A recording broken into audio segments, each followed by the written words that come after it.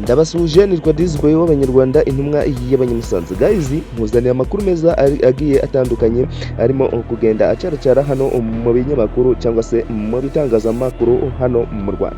Uyu munsi tugiye kureba ku kinyamakuru Imvaho Nshya. Ese Imvaho Nshya ni ikinyamakuru muzi cyane mukuraho amakuru agiye atandukanye, dore ko natwe ariho dukura amakuru agiye atandukanye kugira ngo tubasomere amakuru meza cyane. Reka mbasomere amakuru agezweho hano ku Imvaho Nshya.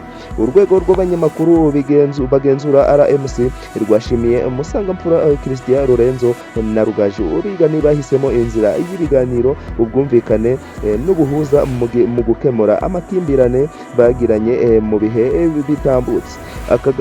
Akagaragara no mu ruhame. RMC ivuga ko iyi ari intambwe ishimishije kandi ishimangira ubunyamwuga, kwiyubaha ndetse no guharanira ishema n'icyizere abaturage bafitiye itangazamakuru. RMC irasaba abanyamakuru kwirinda gukoresha umuyoboro w'igitangazamakuru cyangwa imbuga nkoranyambaga zabo bwite nk'igikoresho cyo kwihimura kuko mufitanye ibibazo.